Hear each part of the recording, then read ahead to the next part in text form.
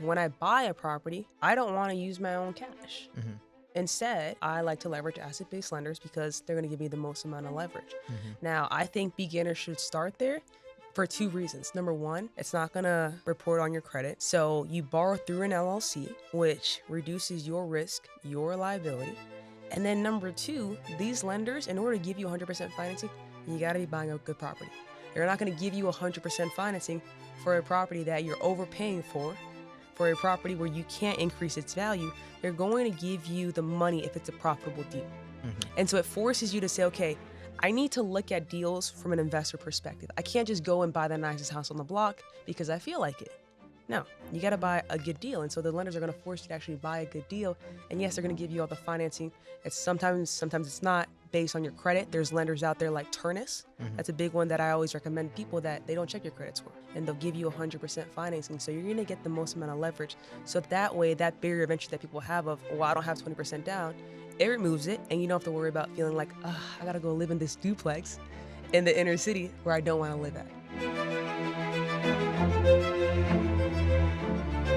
Ladies and gentlemen, this is the Marvin Francois Show, your number one source for all things business, finance, and investing. And today is a very special day because our guest today is an Army veteran, attorney, mentor, public speaker, educator, coach, and real estate expert extraordinaire. She is the creator of the BRRRR Blueprint brand and Rentals with Cindy brand, a movement responsible for helping everyday people buy their first rental property and showing them how to turn their first deal into a portfolio using the bank's money. From walking away from a law career less than 2 weeks after starting it, her story is proof that you don't need capital, credentials, or connections to change your life. You need a plan, purpose, and willingness to persist. And whether she's walking first-time investors through their very first offer or coaching an experienced investor on how to stop leaving money on the table, her mission remains the same: to close the gap between what people think it takes to build wealth in real estate versus what it actually takes, one deal at a time. And today, she's here to do more of the same.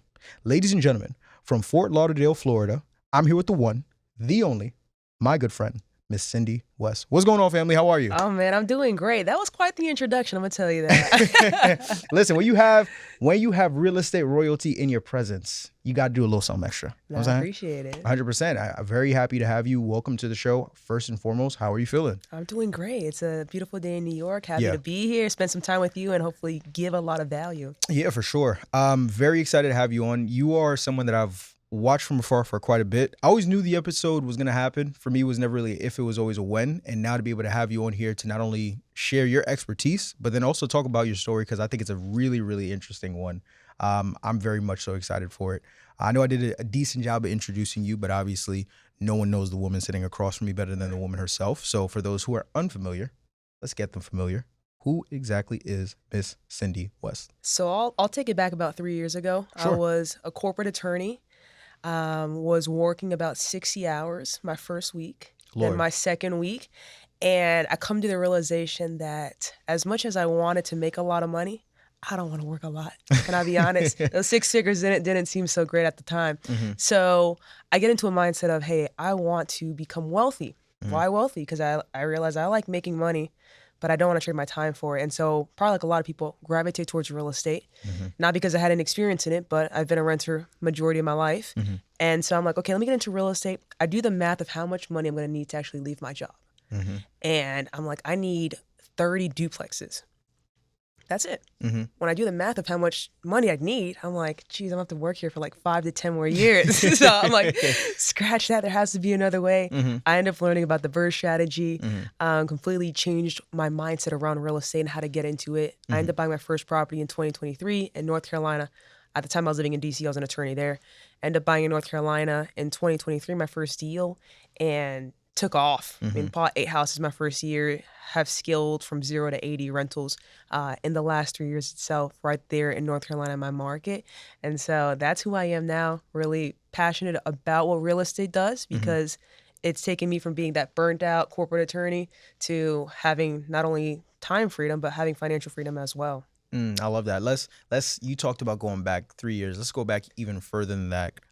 As early as you would like, let's kind of put the pieces together that ultimately led to you even getting into the law space in the first place. If we go back to young Cindy, let's say maybe like 8, 9-ish years old, if you will. What did life around that point in time look like for you? So we were in poverty. Okay. So my mom, she's a single mom. She's Colombian, like I mentioned to you. She was undocumented my entire childhood. So she didn't have legal documents to get any kind of job. So she resorted to cleaning houses. And with that being said, didn't make a lot of money. We moved 23 times before I turned 18 years old. And so moving around, not having stability, not seeing financial stability was a common theme in my life. But the one thing that I can say of when I was 8 years old, 9 years old, was my mom actually cleaned houses for wealthy people. So I would be in homes, and although those environments didn't reflect where I grew up in or where I was living at, I saw something different. And I was like, okay, there's an opportunity to make money. Yeah. And I would ask the people that she would clean houses for, how are you making your money? And they would say, I'm a doctor, I'm a lawyer, I own a jewelry store, whatever it was. And so I had ingrained in my mind, okay, I am going to get out of poverty. I know that there is light at the tunnel. I can't control where I'm born or the environment I'm born in, but I know that this can change. And so although I kind of grew up in that environment, we were struggling a ton. The best opportunity I had coming out of high school was join the U.S. Army because of my mom's legal status at the time. But again, all those things kind of compounded into the person I am today. So coming from the humble beginnings that you came from, there was still a silver lining in that through the work that your mom was doing with the cleaning of houses, it started to slowly but surely expose you to wealth and investing, right? And starting to plant those seeds early in you before you probably were even conscious that it was happening. Were there any conversations, if at all? Did you grow up as a single child? Do you have any siblings? I have a sibling. I have a brother. I got you. So between you, your brother, and then your mother, of course, what, if at all, were any of the conversations around money? Because I think typically in households like the ones that you grew up in, I grew up in, like the concept around money is, you go to school, you get an education, you make as much money as you possibly can by working until you're like 65, 70, and then you die, right? Yeah. That's pretty much it. Were those the kind of conversations that you guys were having in your house, or was it something different? It was different. When I was 8 years old, I told my mom I was going to be a millionaire and I was going to retire her by the time I was 30 years old. My mom, looking at me in a house that she was renting in the hood, believed me. And every single time I would say that, every single year I'd always say, I'm going to be a millionaire one day, I'm going to retire, you just wait. She just believed in me and always supported me. And I think that's why even when I do go to the military, and that's a field that, it's not that bad. But when I was like, I want more out of life, she was like, do it. You're meant to be the millionaire you said you're going to be. And the same when I go to law school and I become a lawyer and I get to a point where I'm making 6 figures as a lawyer, but I'm like, I want to be that person that I've always said I'm going to be. Yeah. She's always believed in me. And although she doesn't have that background growing up, I always said that was going to be my future, my reality.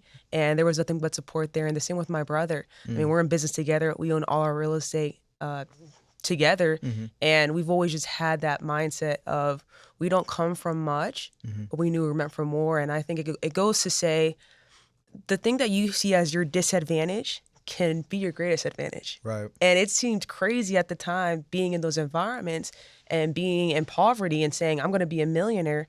But that type of belief will spur something in you to say, I have to take a certain type of action now to make those things come true, especially when you have people around you, your family, your parents, your siblings that are also looking at you and they're saying, go and do it. I believe you can do it. And that's always the support I had from my mom and my brother. Hey, real quick, if you are an established business owner watching this episode and you're looking to access business capital the right way, my firm can help. Takeoff Financial runs a done-for-you service where we analyze your business the exact way that an underwriter would. We build you a custom capital path around your specific profile, and we connect you with the right lenders that fit your situation. And that's it. Qualify, position, and access. Now, if that's something you want to learn more about to see if you qualify for, there's a link in the description below where you can click it, fill out the form, watch a short video, and we'll take it from there. I look forward to connecting with you soon, but back to the episode. So you always knew from young that you were going to be a millionaire. You always knew from young that you were going to retire your mom, even though the situation you were in at the time didn't seem as very conducive of that. You start getting exposed early on through, once again, the work that your mom was doing to wealth and investing. How do you now find yourself in the military? How does that come about? So I did want to go to college because, again, I was talking to my mom's bosses. They essentially had careers that you had to get an education for. And so I decided that going to college is the best route from where I'm at. But because my mom was undocumented, I actually wouldn't qualify for FAFSA or in-state tuition in Florida at the time. And so it left me with, okay, if you want to get an education, you want to push yourself forward, you got to go to the one place where you can always get a free education, which is the military. And so I kind of just fell into it in order to go, further myself ahead to go to college. That was always the game plan. It wasn't necessarily I was passionate about it. It was just the next step I had to take to get to where I was trying to go. So while you're serving, you're actively in school for law. This is happening, or does law come after? It comes after, once I get out. Okay, so how long did you serve for? I was in for 6 years. Thank you for your service. Thank you. So you get out of serving, and then you start going to school for law. And how long are you in school for law for? So I was in law school for 3 years. Okay. While I was in the Army, I did college for 4 years. Got a public policy degree. Okay. Nothing to rave about necessarily, but I knew I was going to go to law school. That was my purpose. Again, kind of just growing up thinking, okay, where can I make the most amount of money? Because I have this goal of being a millionaire. I got to go and do something that can make me 6 figures. So you essentially, you serve, you now go to law school for 3 years, you finish, right? All right, the dream is now realized. I am now working in a career that I can finally use to fulfill this dream I have of making the millions and retire my mom. But something happens once you start working there where you're like, oh, the dream ain't really looking too dreamy right now. You spoke about it a little bit earlier on. Talk about the reality of what was on the other side of law school.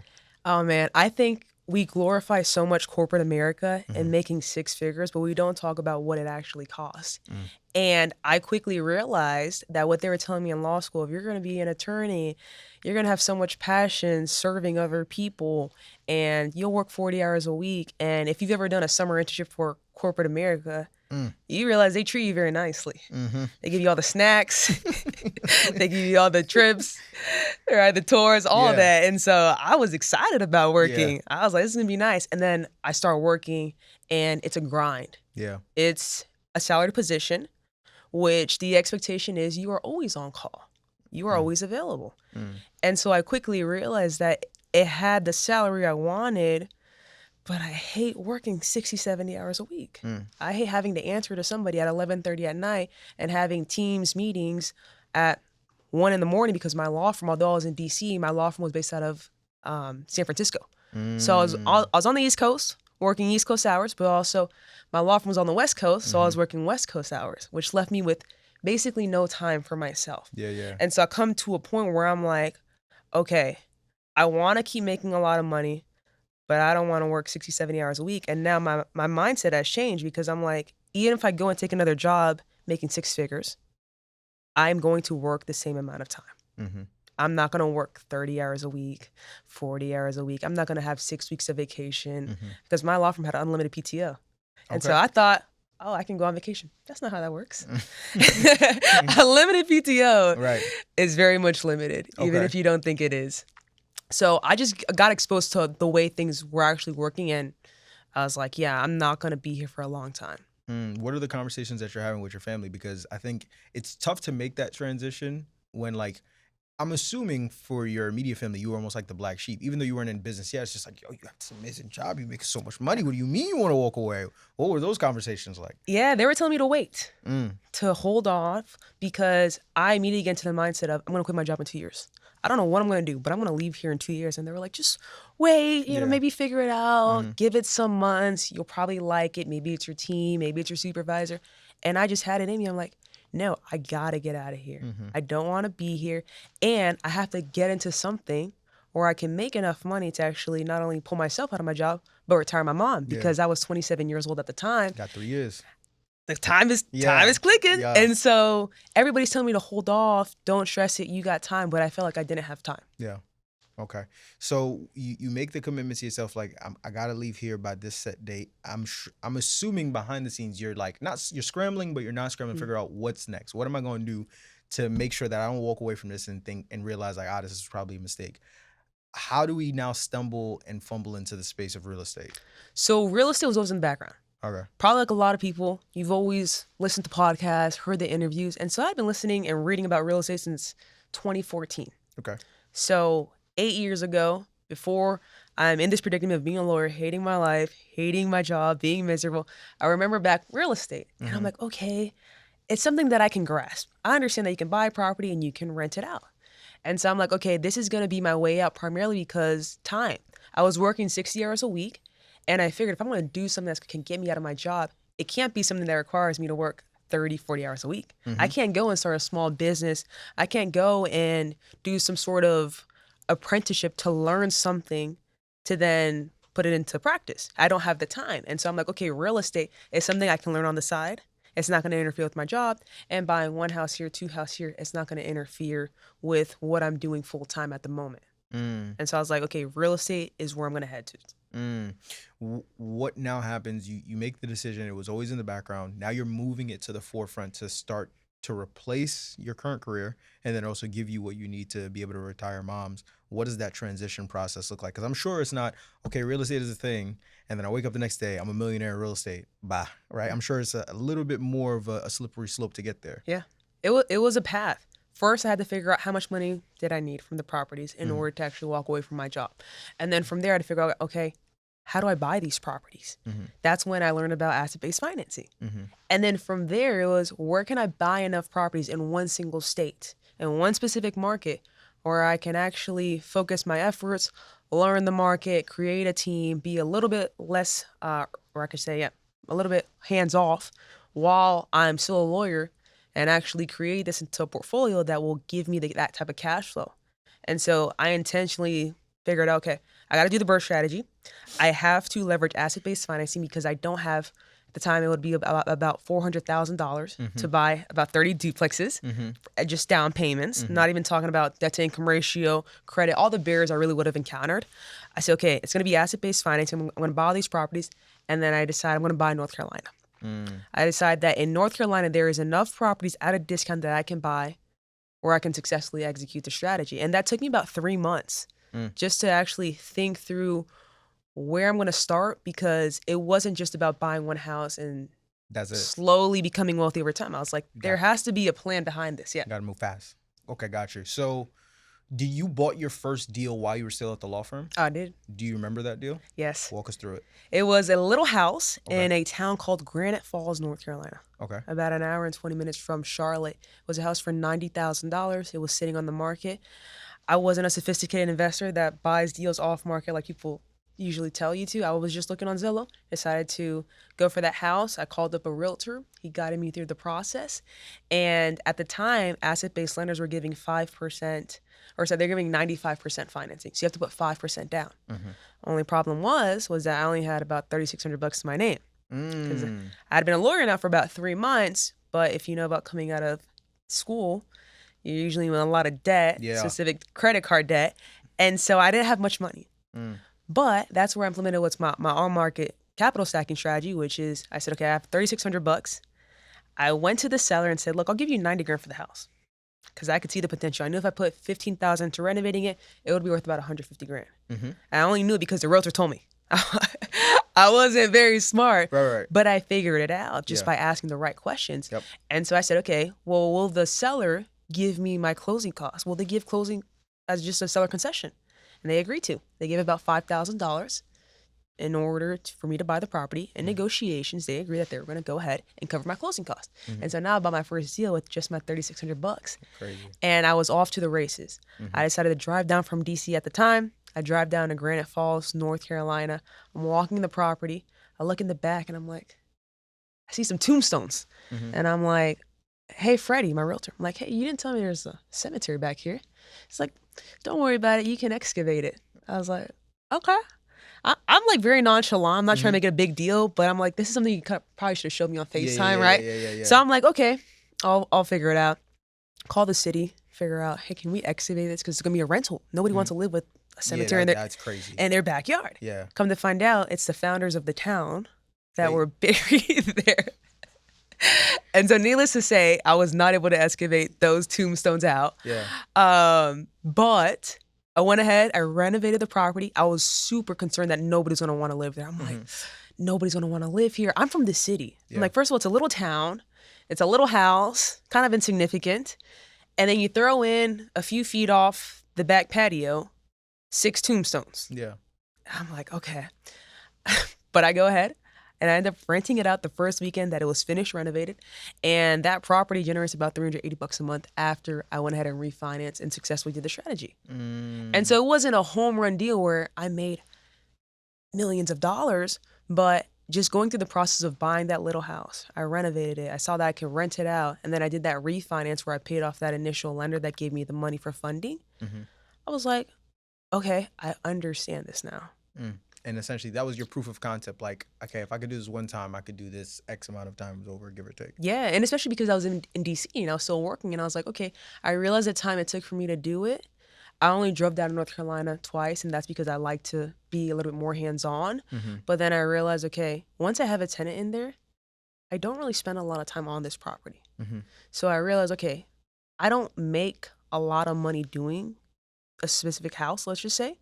All right, and I like to tell people this because buying rentals isn't a get quick rich thing. Mm-hmm. It's slowly accumulating wealth so that when you decide to retire, whether that's in 2 years, right? I wanted to retire when I was 29 years old.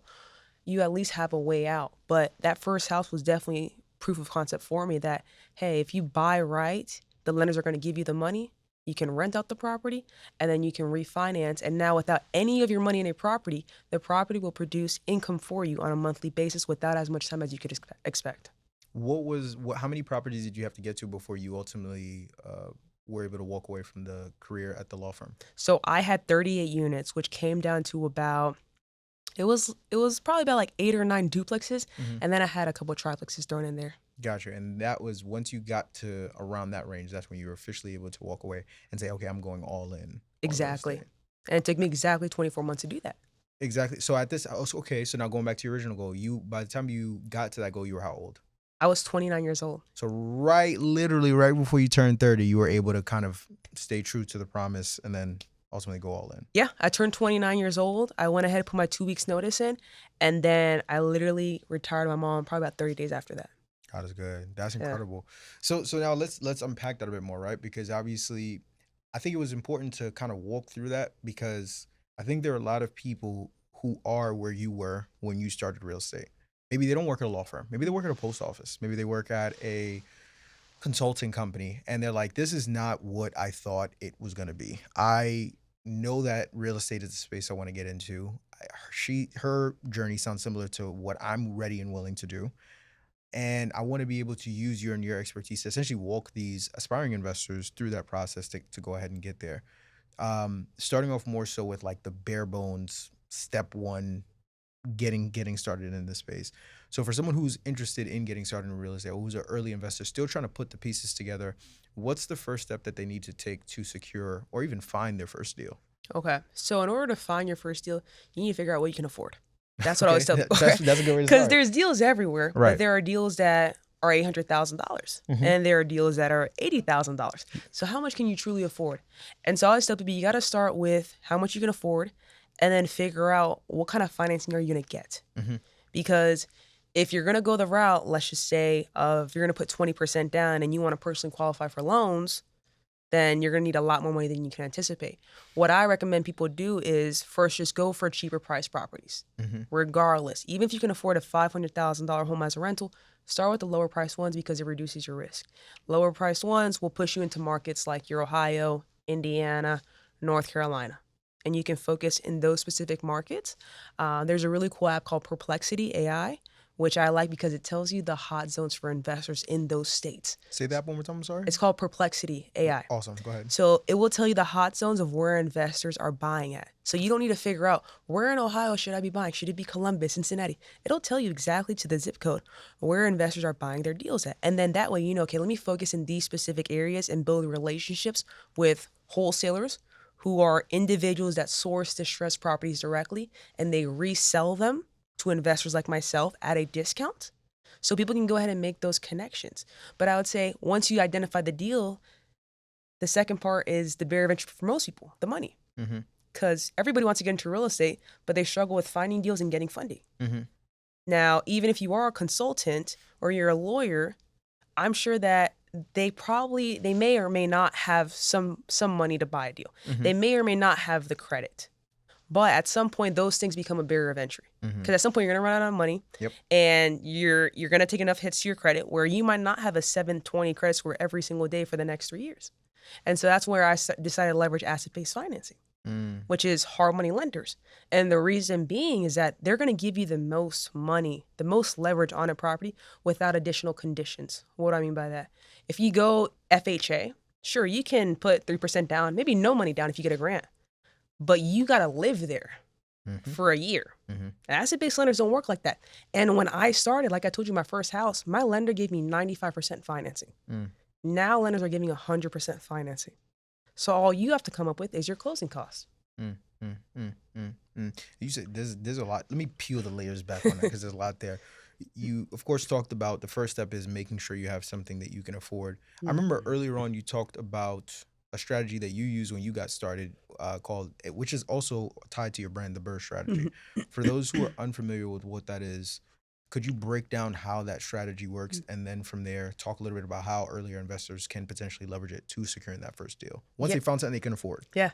So the BRRRR strategy is you buy a property, usually undervalued, you renovate it in order to increase its value, then you rent it out, you refinance to pull out any capital you have in the property, and then you repeat the process. Now, where I'm a little bit different is when I buy a property, I don't want to use my own cash. Instead, I like to leverage asset-based lenders because they're going to give me the most amount of leverage. Now, I think beginners should start there for 2 reasons. Number one, it's not going to report on your credit. So you borrow through an LLC, which reduces your risk, your liability. And then number 2, these lenders, in order to give you 100% financing, you got to be buying a good property. They're not going to give you 100% financing for a property that you're overpaying for a property where you can't increase its value. They're going to give you the money if it's a profitable deal. And so it forces you to say, okay, I need to look at deals from an investor perspective. I can't just go and buy the nicest house on the block because I feel like it. No, you got to buy a good deal. And so the lenders are going to force you to actually buy a good deal. And yes, they're going to give you all the financing. It's sometimes it's not based on your credit. There's lenders out there like Tenant. That's a big one that I always recommend people that they don't check your credit score. And they'll give you 100% financing. So you're going to get the most amount of leverage so that way, that barrier of entry that people have of, well, I don't have 20% down, it removes it. And you don't have to worry about feeling like, I got to go live in this duplex in the inner city where I don't want to live at. Before, just the name of the lender you just said, can you spell that? Ternus? Yeah, TERNUS. TERNUS. Let's dive a little bit more into that part because you've said it a couple of times now. So I'm assuming this is your baby, asset-based lending. Yeah. But you also said hard money lending. I'm assuming it's one or they're both the same as just. Yep. So asset-based lending is the overarching term, Okay, right? Which means financing based off the asset itself. Then there's hard money, which is specifically short-term financing, and then another branch of asset-based financing would be DSCR loans. Okay. DSCR loans is long-term asset-based loans. So you have hard money, which is short-term, DSCR, which is long-term, and then asset-based lending is the big umbrella. And then these two are like extensions of the umbrella. What's the difference between hard money versus a DSCR, and how do I know which one is better for me? So a DSCR loan is long-term. Okay. Usually it requires you to put 20% down, 25% down. Okay. And although they will give you a loan based off the rental income of the property, so you don't technically qualify from a perspective of proof of income, they do want to see you have decent credit, usually above a 660. And then on top of that, if you're buying a property that needs to be renovated, they will not give you renovation funds. Now, a hard money lender, they give you a little bit more leeway, but it is usually a 12-month loan. It's a 12-month loan. So you got to figure, am I going to sell the property or will I refinance? However, to get into that type of loan, again, you're not going to put 20% down like a DSCR loan, so you can get in with less money, and you don't need a perfect credit score. So like I told you, you have lenders like Ternus, which will say, we won't care about your credit score at all. We will give you the loan, and at least that gives you some time to then improve your credit, let's say over the next 6 months, 12 months, to the point where you have to then refinance. But it allows you to still get started sooner rather than later. Because if you're going to wait until you're in a position to qualify for a DSCR loan, not only do you have to qualify, but you're going to have your 20% set aside for the deal. So DSCR is more favorable. It's not really like one is good or bad. It's more so just what your situation is and then what's the priority. So it sounds like with hard money, it's like if my credit is shot and I don't have too much money put up, but I know I'm working with a shorter time frame, I probably go more so hard money. I want to be in and out. Yep. DSCR is like, okay, I got my bearings under me. My credit is okay, right? I got a little bit of money to where I can put up to 20%, and I really want more time than I probably would get with a hard money. I'm gonna go DSCR. Correct. I understand that. Okay. And you probably want a property, if you're gonna go with a DSCR loan, you probably want a property that you don't have to fix up.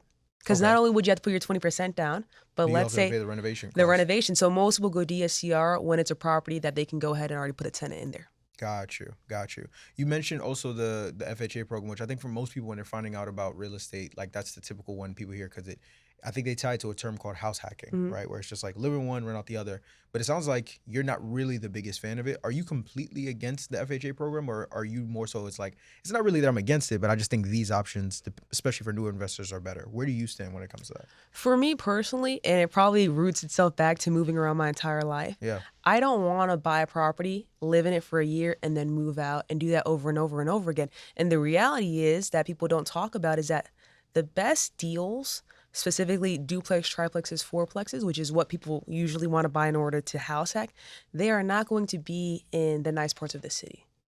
Hey.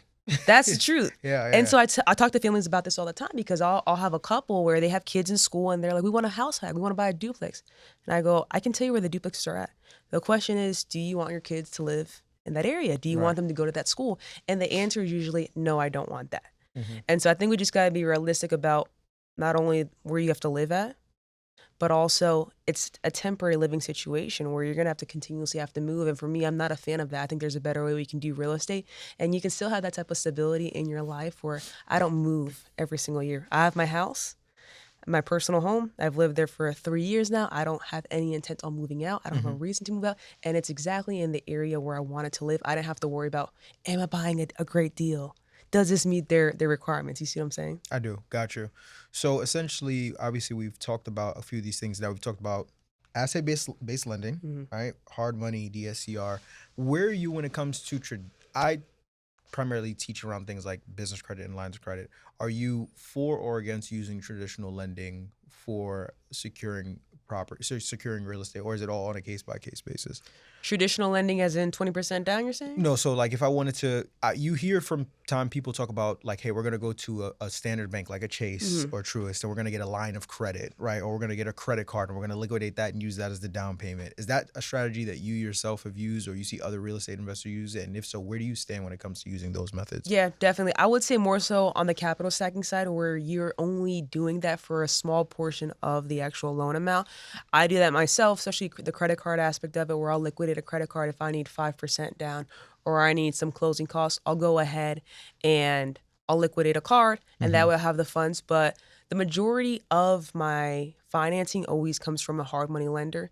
I just think it's easier, even though you can go to Chase and Capital One and get credit cards. Working with a lender, you'll get more leverage. It's less about your credit score, and you'll get quicker funding than going and applying for a business credit card and trying to liquidate it for the entirety of a loan. Got you. And now going back, we talked about the BRRRR that you're still using now. You still use the BRRRR method now. Okay, got you. One of the things I hear about, and this is a key thing that I want to talk to you because we've kind of started to unpack financing and some of the different ways that like, hey, if you don't have the greatest credit, don't have the most money, these are some of the different things you could do to secure a property. The BRRRR strategy, I think, is one of the more popular and well-known strategies within the space, but it seems like now more than ever, from 2025 to where we are now in 2026, there's a lot more controversy around it to where it's like people like yourself who champion it, and then other individuals who like, it's the devil, stay away from it. You're gonna over leverage yourself. Could you talk a little bit to that? Is it a situation where if not done correctly, well, for one, is it possible for investors to over leverage themselves with BRRRR? And from your experience, if it is possible, how do we prevent that from happening? Because I don't want nobody coming back to this episode and you're like, where's Cindy at? We got to talk. Like, talk a little bit about that. So here's what I would say. Yeah. The lenders have a requirement of what they will finance. Okay. That specifically is they will give you the money for a deal if you are buying a property that I should say you're buying a property at a price that is 75% of the property's after repair value. So between what you're going to spend buying the property and how much you're going to spend renovating it, you can't exceed 75% of what that property will be worth after it's renovated. So quick scenario, let's say a house is going to be worth $100,000 once it's renovated. You can't go out and spend more than $75,000 between buying it and renovating. So you could do 50 grand buying it, 25 grand renovating it. Okay, cool. The lender's going to give you the money for that if you meet that requirement. Now, what I teach and what I do is I don't want to push myself to 75% of the after repair value. I want to come a little bit below that So I need to buy at 70%. Because that gives me 5% of protection. In the event something happens, the market shifts, I'm not at the top. Because if you buy right where the lender wants you, they're just worried about them getting themselves out of the deal. They're just worried about their money. They're not worried about you. Yeah. But if you're over leveraged, now your money is going to be stuck. Because the lender will find a way to take the house and put it up for sale through foreclosure. Yeah. Right? And so I think it's about not focusing on deals that meet the 75% rule, but instead implement the 70% rule or even less. I've bought properties at 65% of what the house will be worth after it's renovated. And so maybe that means that I get less offers accepted because I'm the lowball offer. But for me, it's more important to be a little bit more conservative because you can over leverage yourself. And things can change within a 6-month period, a 10-month period. When you go to refinance, the value of the property may not be there. Yeah. And so it's not about, oh, I'm not going to buy then because I'm taking a risk now. It's about how do I minimize the risk as much as possible so I can still go ahead, buy real estate, become wealthy, and successfully execute the strategy. That's really good. Speaking of, you actually just mentioned one of the other R's in the BRRRR strategy, which is refinance. Talk a little bit about that because I think that's the glamorous part of the strategy that most people talk about. Like, hey, after you buy it, you renovate it, you rent it out, then you're going to add all this value to it that you can essentially pull out and then use to buy the next property over, right? That's the name of the game.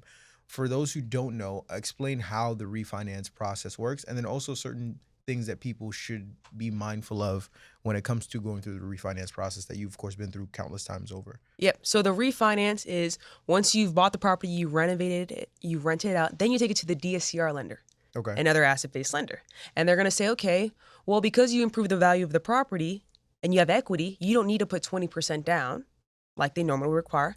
We will just refinance the property. We'll just pay off what you owe your initial lender.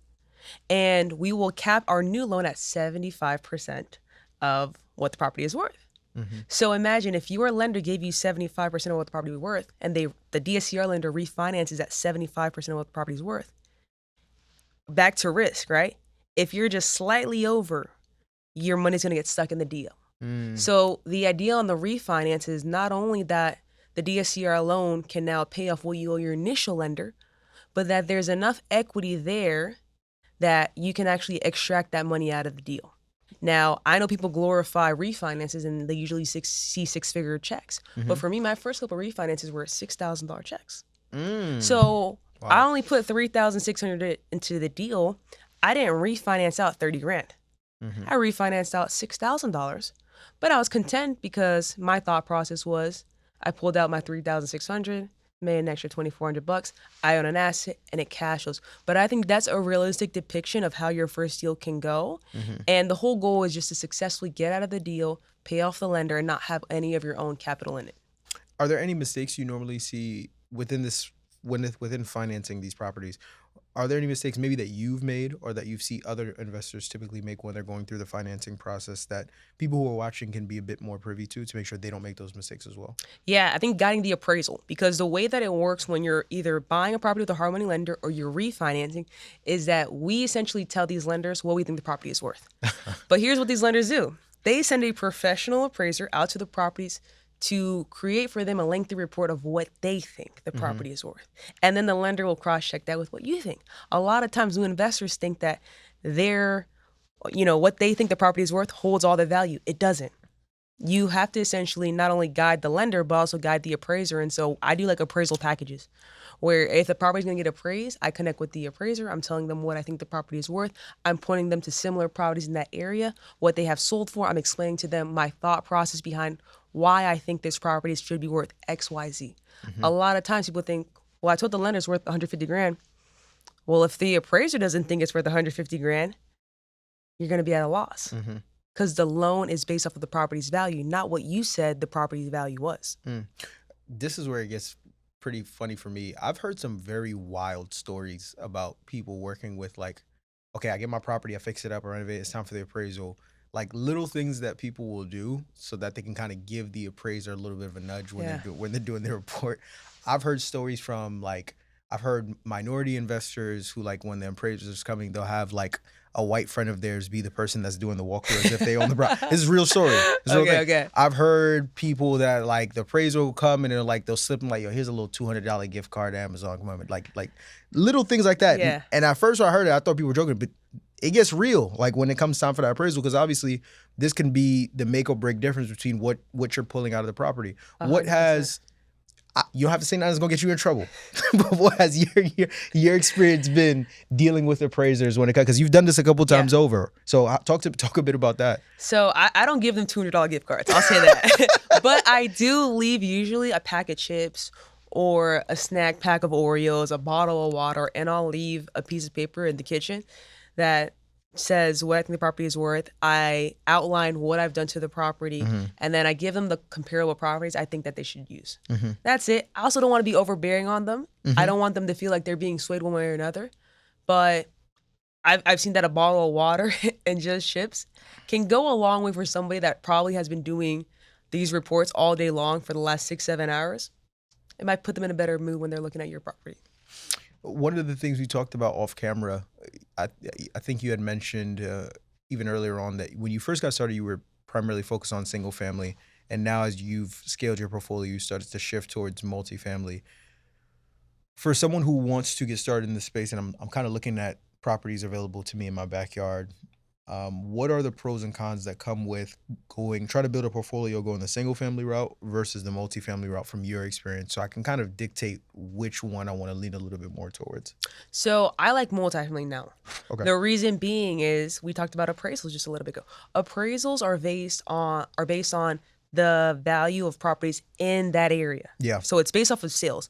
Multifamily, it's based off how much rent that property is generating. So I can control the value a little bit more because it's going to be based off how much I have these properties rented out, what my expenses are, and from there the valuation comes from that. So that's why I like the multifamily route. Now, single family, I will say, although it's more tedious because you're going to have individual properties that are going to have individual maintenance needs, I do think that long term, houses are easier to sell than multifamily properties, which gives you a better exit because you can go ahead and easily put up for sale a 3-bed, 2-bath house and you'll have hundreds of buyers. If I go up and I decide that I'm going to put up for sale a 24-unit building, I have way less buyers. I'm not going to move that within a week unless it's a phenomenal deal that I'm probably selling at a discount. So I think the exits look a little bit different, but if you're a true buy and hold investor and you're thinking of the long term, multifamily is where it's at. How important is door count for you in your current investing journey? Because once again, from someone who's speaking on the real estate field from outside looking in, I go on social media and I hear a lot about, I got 500 doors. Now you got 500, you ain't really work for it. I got 1,000 doors. Next person, I got 2,000 doors, right? Is that a number that for you you're actively chasing, and how large of a role does that play? Because we're in this to make money, right? So how large of a role does door count play when it comes to the actual money putting in my pocket when it comes to building out my portfolio? It's definitely a vanity metric. I'm big right now and I just want a strong personal financial statement. So I think a lot of investors to your point focus on the door count, but let's be honest, how much equity do you actually have in these properties? And more importantly, how much cash flow are you generating every single month? That's a priority for me to actually be buying the right assets in places that I want to be invested in. We talked about this a little bit of, I'm not spread out across the country. I'm not pressed to buy every single property that comes on the market. I'm very intentional about where I'm buying at because I want to grow long term in a specific area. And my personal goal, I'll be honest with you, is I want to exit. And in order to exit the way I anticipate, all my properties need to be in the same area and they have to be of what's called B class, probably maybe even C class properties, which are better properties. Okay. And so it's less about how many doors do I have and it's more of a what's the quality, what market are they in, and can I actually exit out of these? Because like I told you, on the multifamily side, the exits look different than if you're selling off single family homes, and your end buyer on a multifamily deal is a sophisticated investor who doesn't just want to buy any piece of crap. Right. So I think I'm just really intentional about more so the quality of what I'm buying and not so much the door count. You mentioned just now that the goal for you is ultimately to exit. Does that mean, because you'll hear people like, I've heard Robert Kiyosaki, the Rich Dad Poor Dad author, he talked about, last time I saw, I think it was a video in 2025 or 2026, he's like, has like $1.2 billion of debt. Wow. Grant Cardone, wow. And then Grant Cardone, I think he's somewhere maybe in that range, but for them, they wear it as a badge of honor because this is debt that's tied to like rental properties that they own. All right. Versus I've heard some other investors where it's just like have debt on a much smaller scale, maybe somewhere in the seven figures, who have like really extensive portfolios. And for them, the goal is not to just float this debt from now to the end of time. They actually want to get to a point where they can like own most, if not all, of their portfolio free and clear and have strictly cash flow. Where is your approach when it comes to it? For you, do you not really think too much about the debt, to where it's just like, I mean, it's good debt, I'm cash flowing on it, the margins are healthy? Or for you, is there something long term that you're thinking of from the standpoint of, at some point in time, I want to be able to pay all this off so I could just enjoy these properties without having to worry about anything but the property tax? 100%. Because real estate investing is not passive. It's not passive at all. And so I'm still at a point right now where I'm in the trenches, I'm working. And so my goal is that in the next couple of years, probably not a couple, but 10, 15, 20 years, I can exit them in the sense of the cash flow covers itself entirely. I don't have any debt on them. So it'll be less headaches. I can afford to have a smaller portfolio that generates a high enough monthly income to support my lifestyle. Or I can cash out tens of millions of dollars. And then now I can actually go ahead and have passive income where I can invest $30, $40 million, make 8% a year, and I'm content with that. Could you said something that made my ears perk up, where you said real estate investing is not passive. And I think it's relatively interesting, because I think for most people who especially want to get started in a space like real estate, they may be consuming a lot of content where it's just like, well, Cindy is saying real estate investing isn't passive, but when I go on YouTube and social media, all my favorite real estate investors, I've never seen them in a property.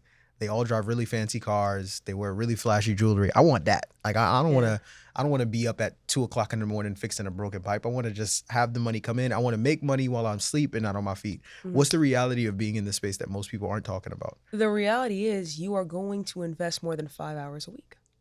A lot of people think, to your point, because on social media, you see the highlights. You see them driving the nice cars. You see them at the restaurants taking trips. But I guarantee you probably have the same experience as an entrepreneur. You are always on call for your business. You are always in a position where you answer to people. That's just the truth. That's just the reality of being an entrepreneur, because the way I see it is in real estate, my tenants are my clients. If they're calling at 9:00 at night and it is a hot summer month and the AC went out, I do have an obligation to answer and to address the situation. Now, do I work 40 hours a week? No. But are you going to come into real estate and work 2 hours a month and pretend that you can scale and manage a portfolio and buy properties and manage them with very little effort? No. Because if you want to make a lot of money with anything, you have to invest time. And if your idea is, well, I'm going to build a portfolio, I'll put people in place, I'll have a property manager, I'll have a maintenance team, you still have to manage those individuals. Unless you want yourself to become, pardon my French, a shit show.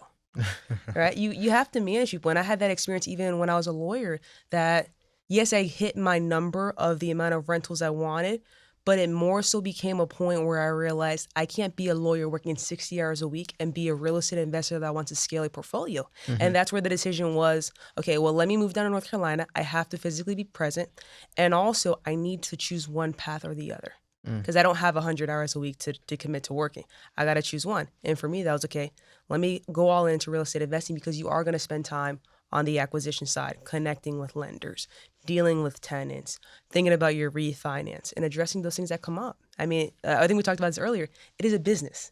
Just like if you anticipate buying a small business, nobody goes into an acquisition of a small business and expects to work 3 hours a week. Nobody does. But to your point, we look at real estate and we're like, oh, it's passive. I'm only going to work a couple hours a month. Nope. It's a business with clients, your tenants, your maintenance, your contractors, your property manager. You have clients to attend to. Speaking to tenants, and me being able to sit down with other real estate investors like yourself, I've heard some very interesting stories about the reality of, because everybody wants to be an investor, but nobody wants to be a landlord. And those are two hats that you pretty much essentially sign up for when you start investing in rental properties. You talking to it not being passive, have you ever had a crazy tenant situation that you've ever had to go through? And if so, what would you say is the worst one that you've had to deal with to date? Oh, so I just had one. Oh, literally? Okay, so recently. It was a renovated unit. Okay. Everything was brand new. Drywall, floors, AC units, appliances, kitchen cabinets, everything. The tenant, they were always 30 days late. Okay.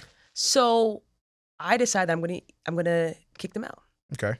I say, look, the next time, if you're 30 days late again, I'm just going to cut it off. And you're not going to be allowed to live here anymore. I won't accept payment, and I'll evict you. Because we're not going to keep playing these games of you always being late. And the worst part of it all was that they wouldn't communicate they were late. Like, I'm a very reasonable landlord where if you're going to be late, if you're like, hey, Cindy, tough month, I had these expenses, I'll give you $100 right now, give you some money on the 17th, I'll work with you. But if you blatantly ignore me for 30 days every single month, and then you think you're going to get away with that, it's a slap in the face. You feel like that's your home. It's not your home. I own it. So you can at least show me respect. And so I decided that I'm going to evict them because I knew they weren't going to pay on time, all that. So went ahead, went through the process, ended up getting the eviction. Of course, the sheriffs have to go because they refuse to get out, and they end up moving. And when we realized what was going on in the unit, they had actually poured, first of all, they left it destroyed, but even worse, they had poured hot grease down the kitchen sink, which damaged the plumbing because this was a 3-story building. So what happens is that they poured hot grease down the sink. They're on the 3rd floor. It affected all of the plumbing all the way into the basement units, and it caused sewage to back up into all the bathtubs. And so now we have this vacant unit destroyed. We've got tenant on floor 2, tenant on floor 1 saying I have sewage coming out of the bathtub. Tenant 1, from the first floor, what they were saying was it was coming from the ceiling. They were seeing it dripping down the walls. It was a nightmare. It was like a $8,000 cost because that's a buyer hazard. So to your point though, you can deal with some disgusting and expensive mistakes, but it comes with the territory and you have to figure out, here's the thing. Any form of making money is going to be hard, and you're going to deal with some BS one way or another. Right. Choose what BS you'd rather deal with. Right. For me, I've said, you know what? I have these tenants come up, and that's my worst story. I'll be honest. I probably have like one more. I don't have many. We actually do a pretty good job of qualifying tenants.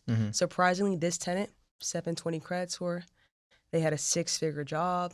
That the tenant that did this? Yeah. No evictions. So on paper, they were great. What happened after? I mean, who knows? But I say that to say, did it suck? Yeah, it did. Was it expensive? Yes. But I have made enough money on that property where it doesn't wipe out my cash flow. Hey, real quick, if you're watching this as a business owner and you know that your credit or your business structure is what's standing between you and the funding you need, Takeoff University was built exactly for where you are right now. Takeoff University is a community that we've created where we teach you how to fix your credit, structure your business the right way, and access business capital on strong terms when you're ready to move forward. We have proven strategies, coaching calls on a weekly basis, and a funding roadmap that's going to help you dictate your path to success. Now, if that's something that you want to learn more about and you want to see if it makes sense for you, there's going to be a link in the description below. Click it, learn more, and then from there, come join the community. But back to the episode. And even to that point, first off, you better than me. I'm calling private detectives. I'm finding out where you're moving to next. And I'm pouring hot grease somewhere, but it ain't going to be down the sink. I'm getting my get back 100%. So God bless you on that. But I think even more to that, like even speaking to the reality of investing, like you talked about an $8,000 fix, right, that you don't have to make for this entire property. For a newer investor, that's tough because now imagine if you're cash flowing like you just got this property a couple months ago, you're cash flowing like $700 to $1,000, if you will, a month. You've had the property for 6 months. This situation happens. Now you're in the red, right, off of something like this. And this is the side of being in the business that most people don't talk about. And even though you're in the red, well, mortgage still got to get paid. Property taxes still got to get paid, right? People in the other units, they still need to make sure that what they're living in is maintained. So to your point, it still is a business. Like there's no magical, mythical lane of real estate where you buy a property, you could just close your eyes and money just starts coming in with nothing attached to it. Yeah, because you're dealing with people. Yeah. You're dealing with people that have uncontrollable personalities, and they are going to be a headache at some point. And they're going to cause issues. Now, what I will say about the BRRRR strategy, about what I like, is I said, hey, look, it didn't wipe out my profits on the property because that was a property that I bought just a year ago, but I was able to do a refinance and I made like $120,000 on the refinance. Okay. So did it suck that I spent $8,000? Yeah, it did. But I'm coming out of a refinance where I got money up front. And that's what I like about the BRRRR strategy, because maybe you don't make $120,000 on a refinance, but you made $20,000. And then you have a situation with a tenant And to your point, you're cash flowing $500 a month, let's just say. Now you have an expense coming up. In theory, it would wipe out all your cash flow if you weren't able to get any money out of that property besides the cash flow. When you do the BRRRR strategy, you at least get money out of the refinance, which levels you out for the maintenance issues you will have at some point. As opposed to if you put 20% down on property, you have your money stuck in it, and then you have a maintenance issue that wipes off all your cash flow. Now you're not only down 20%, you're down even more. Just you put the camera on me. If you're the tenant, you gotta say, if you watching this, she not coming for you. I am. And we gonna handle business. But no, in all seriousness, once again, getting that insight I think is extremely, extremely important for people who are trying to get started in this space. I actually want to switch gears to a segment that we have on the show called Split Decision. So it's a rapid fire this or that segment where I ask you several questions within the real estate space. You let me know which one you select between the two and why, very briefly. And we'll pretty much just rattle these off one by one. Let me know if you're ready. I'm ready. Okay, awesome. Hard money lender or business credit? Hard money lender. Why? Easy. There's no limit to the amount of financing you can get. So if you want to go and take out $5 million of debt, that's not going to be an issue. And a lot of hard money lenders don't look at your credit. Unless you are a stabilized business and you have income and you have proof of bank statements, it's going to be hard to get that type of financing as a business getting business funding. But as a hard money lender, they'll go ahead and they'll give you the financing, even if your LLC just started yesterday and you don't even have bank statements. Buying a turnkey property or buying a shell that needs to be renovated? Buy a shell that needs to be renovated. Why? So you can improve its value. And that way you create equity in it. If you buy at the top of the market, you're risking more in the market shifting and now you're underwater. Fix and flip or buy and hold? Buy and hold. Why? Buy and hold. If you fix and flip, you're going to be giving 30% of your profits to Uncle Sam.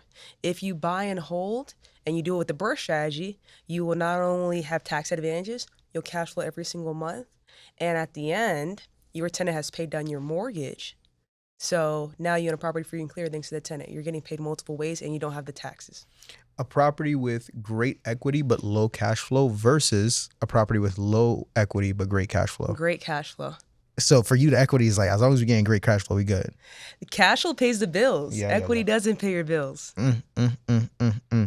Property manager or self-manage? Self-manage. Really? Okay, why is that? At least at the beginning. You can't manage a property manager if you've never managed a property before. Section 8 tenant or private tenant? Ooh, that's a good one. It depends on your market. Can I say it depends? Section 8 tenant or private tenant? You get ain't no caveats. You gotta choose. I'm gonna go private tenant. Okay. Given the restrictions that Section 8 will place on a unit, but I will say it depends on how much a Section 8 tenant is gonna pay. If they're gonna pay $400 or $500 more than a private tenant, and so it's worth the restrictions, it's worth the things you have to deal with, okay. But if they're going to be paying the same amount of money, why have more headaches when you can go and have a private tenant that's not going to require all the things a Section 8 tenant will? If you have a property you just purchased, not even that, it's the wrong one. Great contractor, would you rather have a great contractor that finishes all your renovations in half the time or a great realtor / wholesaler that brings you amazing deals consistently? Ooh, great contractor. Over the deals? Yeah. What good is it for you to have a lot of deals and you don't have nobody to fix them up? You got people walking off the job day 2. You got people stealing your money.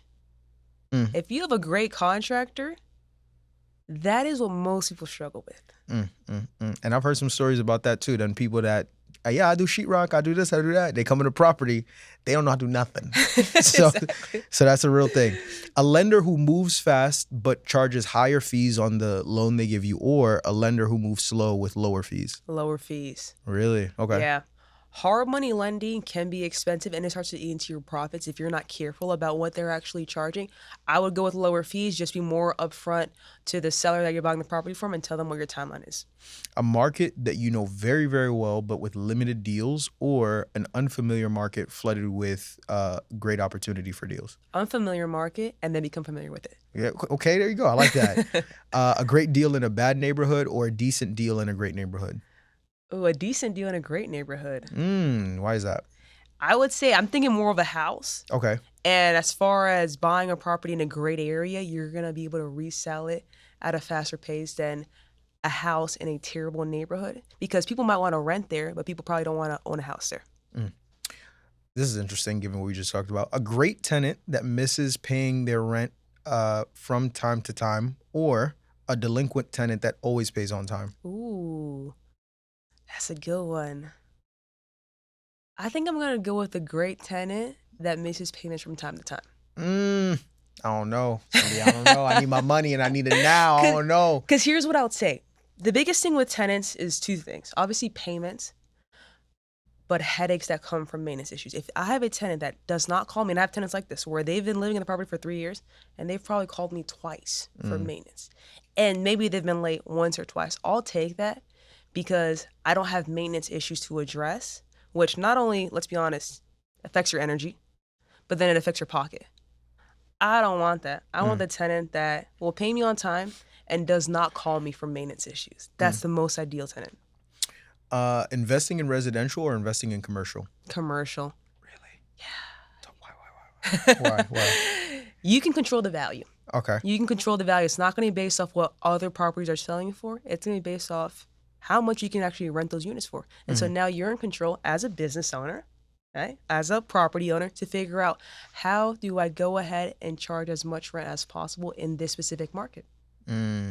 Last one, a high cash flowing property in a declining market, or a low cash flowing property in a growing market? You're going to have to go into a growing market. Specifically because most lenders will not go into a market. Again, if they're going to give you all this money to buy a property, they are not going to give you money in a very rural area and in an area where the population is declining. So you're going to have to go into a market that is actually seeing population growth, economic growth, and people actually want to move to. Perfect. That was phenomenal. I wanna switch gears now, and talk a little bit more so about some of the behind the scenes that go into the operation of your building, because through doing some research and reading, from what I understand, you're not a one-man operation. Obviously, you have other people you work with, but more specifically, if I'm not mistaken, you actually, and I think you even mentioned on this episode, you run your real estate business with your brother. Yeah. Which is interesting because you hear people talk a lot about don't mix blood and money, something along those lines, because there have been horror stories that have come out where it's like, I hired my cousin and them, I hired Uncle Otis, now a couple $1,000 missing. He don't know what's going on. But you've decided to go the alternative way and bring your brother in. Talk a little bit about why, and also what impact that's had for the better in terms of you being able to grow your portfolio. Yeah, so like I said, growing up, I said I was going to be a millionaire at 8 years old. But from there on out, we both would have conversations about becoming millionaires together, about starting businesses together. We had all tons of ideas of becoming rich together. And we've just, because it's just both of us, we've never seen each other of like, I'm going to be wealthy and I'll help you, or I'm going to be wealthy and you're not going to be wealthy. It's always been this joint idea. And even with real estate, when I first started, I started by myself. I bought my first 8 houses, but then I brought him along immediately. I'm like, this works. This is going to be our way. And so we've always just had pure love for each other, where we wanted to see each other win. And we had that mentality of, we want to win. I think a lot of people, they get into business with people that don't have that same mindset of, I want to win regardless of what it's going to cost me, because it's going to be hard. So we share the same mindset when it comes to that.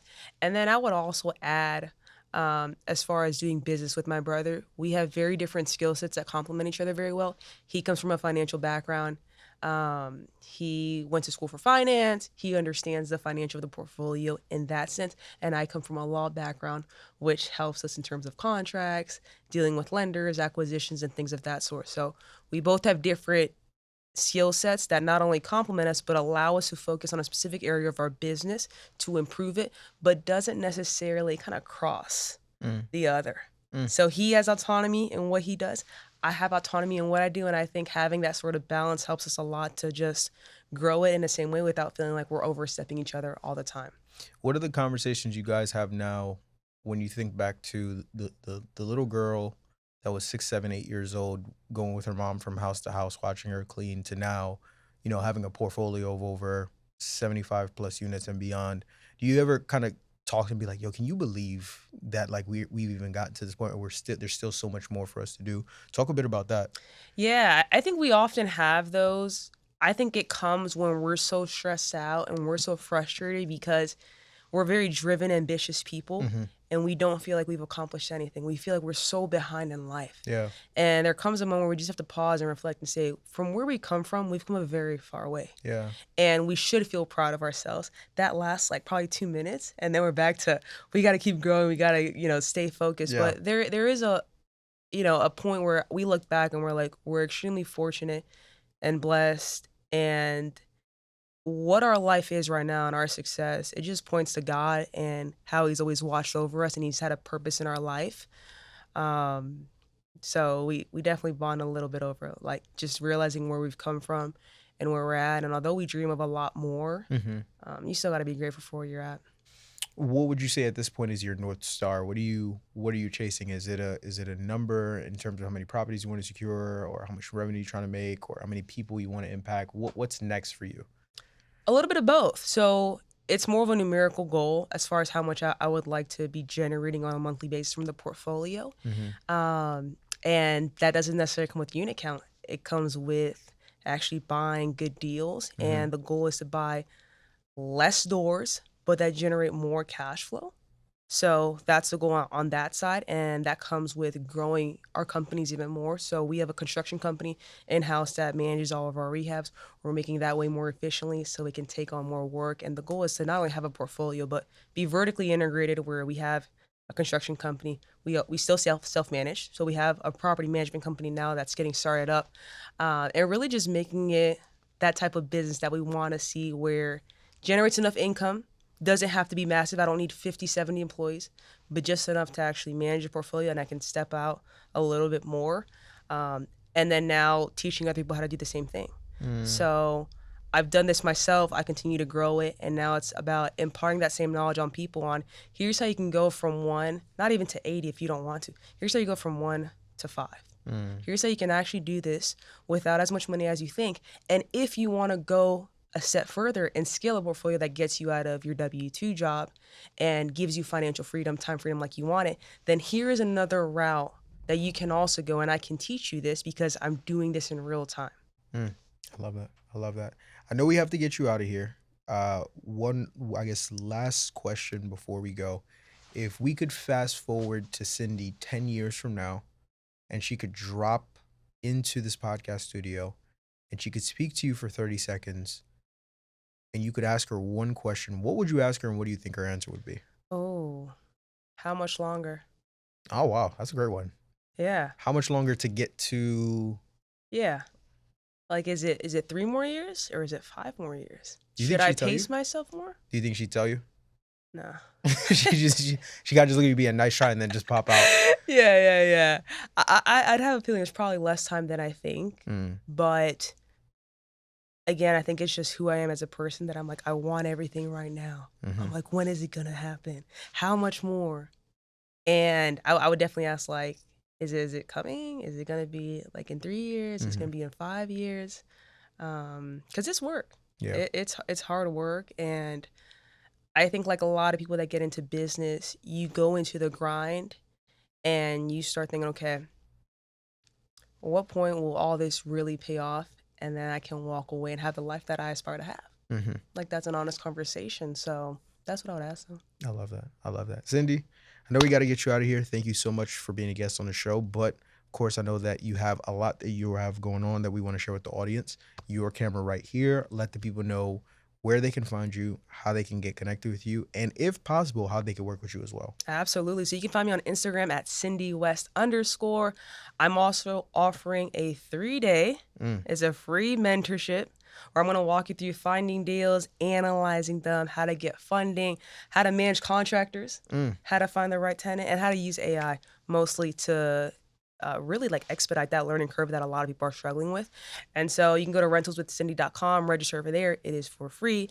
Would love to have you in the room and teach you within that time period how to go out and do it yourself. I'm also going to give your audience a link to my free BRRRR playbook, which goes through the entire strategy.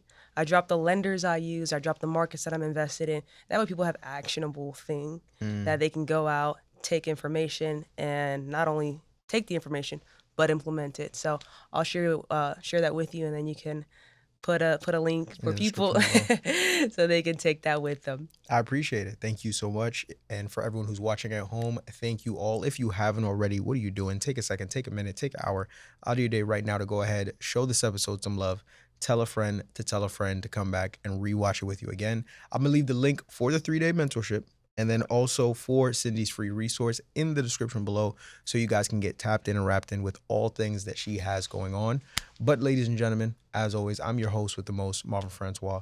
That is the always incredible, never indelible Miss Cindy West. You guys have been good. We've been great. This has been amazing. And until next time, I'll see you all on the other side of success. Peace.